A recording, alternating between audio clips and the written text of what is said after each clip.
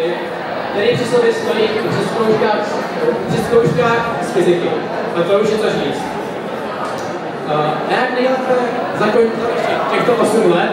Proč ne plesem na téma Barbie? Barbie je inspirací pro naše budoucí profese. Vyzkoušela snad všechny, přes doktorku, po astronauta až po prezidentu. My se za ním vyšlíme pouze titulem profesionální prokrastinátor. Ale to taky počítáme.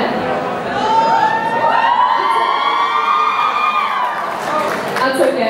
To je naší jistotou, že i když nic jiného neumíte, můžete pořád vypadat alespoň dobře na fotkách. A to je náš plán na dnešní večer. Nyní bychom se chtěli ohlédnout zpět a poděkovat těm, díky kterým tady jsme tady. Našim rodičům. Děkujeme za to, že jste byli naším nejspolehlivějším taxíkem, budíkem, bankomatem i psychologem. Především pozice psychologa byla pro nás v posledních letech klíčová. Bez vás bychom tady nebyli. Doslova ani metaforicky. Samozřejmě musíme poděkovat i našim skvělým učitelům. Vaše trpělivost a odhodlání nás na určitovou látku přečila všechny meze. Děkujeme vám za vše, co jste pro nás udělali a zasloužíte obrovský obdiv. Nejvíce jsme fakt vděční naší třídní učitelce, paní Zdenice Plesníkové, za skvělé dokázání materiály.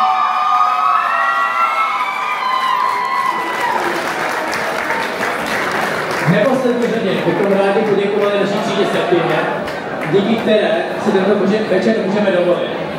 A našim sponzorům, bez kterých by nebylo pravděpodobně ani na židle, na kterých právě sedíte.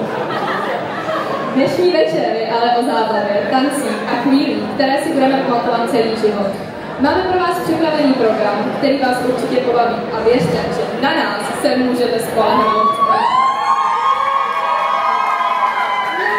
Teda až na tu maturitku. Dámy a pánové, teď už nebudeme zdržovat, parket čeká, světla jsou zapnutá a je čas si tento Barbie večer užít naplno, protože co jiného je život než jedna velká party.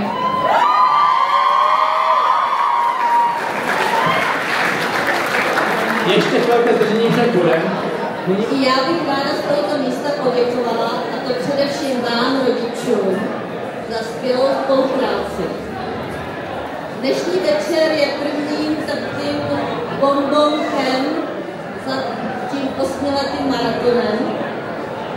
I když to pomyslnou příštičkou na dortu bude tak v květnu telefonát nebo SMS-ka, mami, tati, mám to. Mám maturitu v kapse. Chtěla bych poděkovat mé kolegyni, naší společné druhé třídní, Janě Koudelkové.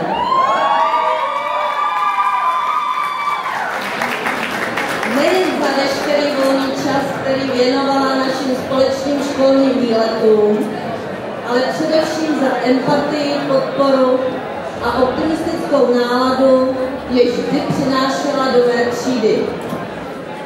A nesmím opomenout poděkovat i za technickou podporu. Janí si skvělý ajťák. Nakonec děkovné řady jsem si nechala vás, moje krásné a dnes načínčané Barbíny, a vás, moji vždy klidní Kenové. Jste pro mě výjimečnou třídou, takovou srdcovkou. Jste moje poslední třída a zároveň však moje první třída, kterou jsem dovedla od primy až do maturitního ročníku.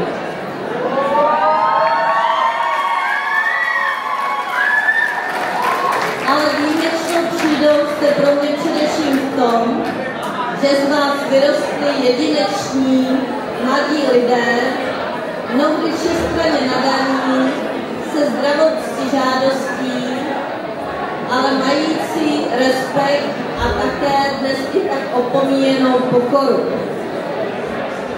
Přestože jste osobití, mnohdy i originální, každým rokem jste mě utvrzovali v tom, že dokážete být i výbornými týmovými hráči. A to je pro život mnohdy důležitější než samé výborné.